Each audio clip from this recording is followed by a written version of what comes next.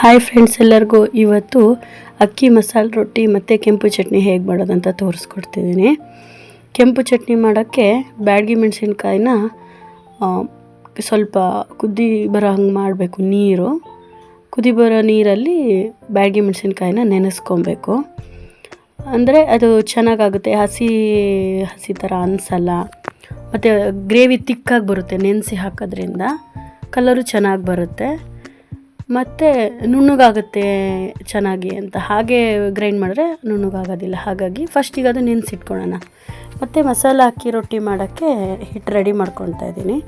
ಆ ಕಪ್ಪಲ್ಲಿ ನಾನು 1.5 ಬೌಲ್ ಆಗೋಷ್ಟು ಹಿಟ್ಟು ಹಾಕ್ಕೊಂಡಿದ್ದೀನಿ. ಮತ್ತು ಮಸಾಲೆ ಐಟಮಲ್ಲಿ ಜೀರಿಗೆ, ಕೊತ್ತಂಬರಿ ಸೊಪ್ಪು, ಸಬ್ಬಸಿಗೆ ಸೊಪ್ಪು ಮತ್ತು ಕ್ಯಾರೆಟು, ಸೌತೆಕಾಯಿ, ಹಸಿರು ಮೆಣಸಿನ್ಕಾಯಿ ಹಾಕ್ಕೊಂಡಿದ್ದೀನಿ. ಮೂಲಂಗಿನೂ ಹಾಕ್ಕೊಬೋದು. ಮೂಲಂಗಿದು ತುರ್ಕೊಂಡು ಅದರ ರಸ ಹಿಂಡ್ಕೊಂಡು ಹಾಕೋದಾದರೆ. ಸೌತೆಕಾಯಿದೆಲ್ಲಾದರೆ ಹಾಗೆ ತುರಿಯೋದು, ಹಾಗೆ ಹಾಕ್ಕೊಬೋದು. ನಾನು ಮೂಲಂಗಿ ಹಾಕ್ಕೊಂಡಿಲ್ಲ. ಮೂಲಂಗಿ ಹಾಕ್ಕೊಂಡ್ರೆ ಚೆನ್ನಾಗಾಗುತ್ತೆ.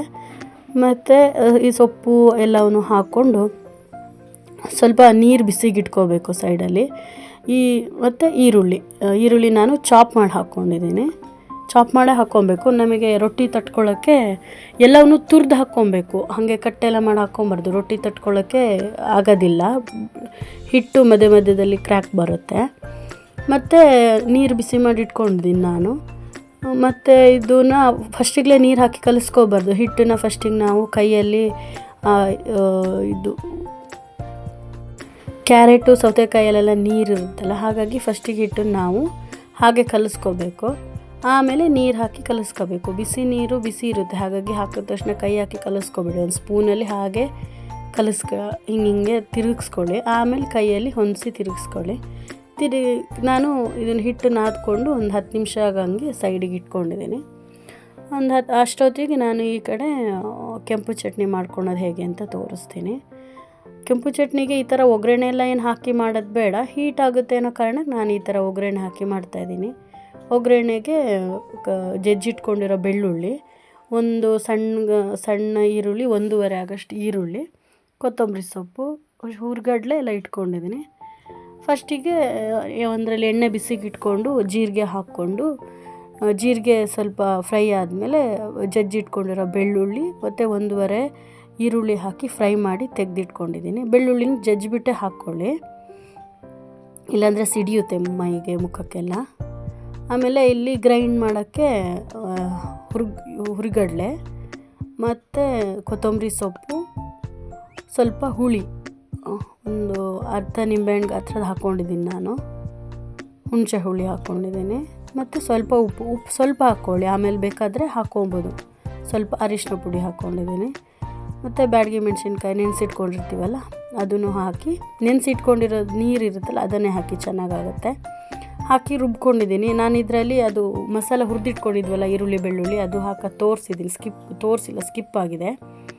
ಅದನ್ನು ಹಾಕಿ ಗ್ರೈಂಡ್ ಮಾಡಿ ಇಟ್ಕೊಳ್ಳಿ ಚಟ್ನಿ. ಇದಕ್ಕೊಂದು ಸಣ್ಣಕ್ಕೊಂದು ಒಗ್ಗರಣೆ ಹಾಕ್ಕೊಬೇಕು, ಚೆನ್ನಾಗಾಗುತ್ತೆ. ಒಂದು ಪಾತ್ರೆ ಬಿಸಿ ಮಾಡಿಕೊಂಡು ಅದಕ್ಕೆ ಎಣ್ಣೆ ಹಾಕ್ಕೊಂಡು ಅದಕ್ಕೊಂಚೂರು ಜೀರಿಗೆ ಹಾಕ್ಕೊಂಡು, ಜೀರಿಗೆ ಸ್ವಲ್ಪ ಫ್ರೈ ಆದಮೇಲೆ ನಾವು ಚಟ್ನಿ ಮಾಡಿ ಇಟ್ಕೊಂಡಿರ್ತೀವಲ್ಲ ಅದನ್ನು ಹಾಕಿ ಫ್ರೈ ಮಾಡ್ಕೊಬೇಕು. ಅದು ಚೆನ್ನಾಗಿ ಫ್ರೈ ಆಗಬೇಕು. ಎಣ್ಣೆ ಎಲ್ಲ ಹೀರ್ಕೊಳುತ್ತೆ ಅದು ಚೆನ್ನಾಗಿ. ಮೈಗೆಲ್ಲ ಸಿಡಿಯುತ್ತೆ. ಮುಚ್ಚಿಟ್ಕೊಂಡು ಸ್ವಲ್ಪ ಫ್ರೈ ಮಾಡ್ಕೊಳ್ಳಿ. ನಾನು ಮುಚ್ಚಿಟ್ಟು ಫ್ರೈ ಮಾಡ್ಕೊಂಡಿದ್ದೀನಿ. ರೆಡಿ ಆಗುತ್ತೆ. ಆಮೇಲೆ ಈ ಕಡೆ ರೊಟ್ಟಿ ತಟ್ಕೊಳ್ಳೋಣ. ಕಾವಲಿ ಚೆನ್ನಾಗಿ ಬಿಸಿ ಆಗಬೇಕು. ಬಿಸಿ ಆದಮೇಲೆ ಎಣ್ಣೆ ಹಚ್ಕೊಳ್ಳಿ. ಆಮೇಲೆ ಹಿಟ್ಟನ್ನು ಒಂದು ಸತಿ ನಾದ್ಕೊಂಡು, ನಾನು ಇದು ಎಣ್ಣೆದು ಕವರ್ ಬರುತ್ತಲ್ಲ ಆ ಕವರ್ನ ಕಟ್ ಮಾಡಿ ಅದರಲ್ಲಿ ತಟ್ಕೊತಾ ಇದ್ದೀನಿ ರೊಟ್ಟಿನ.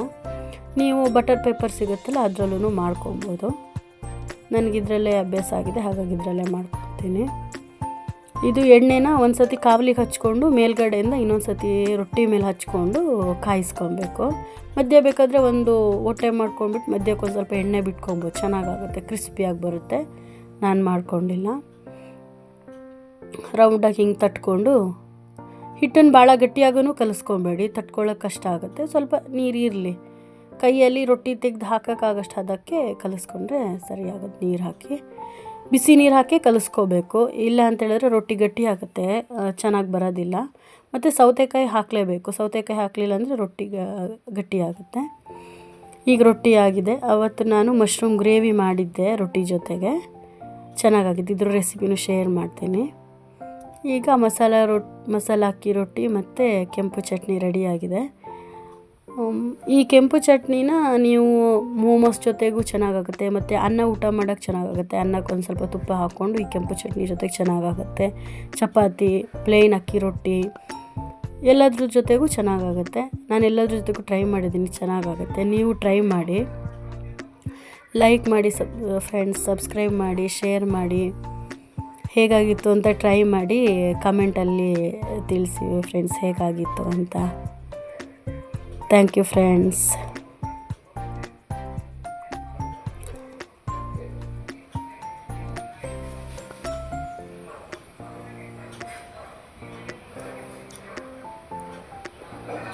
Thank you friends.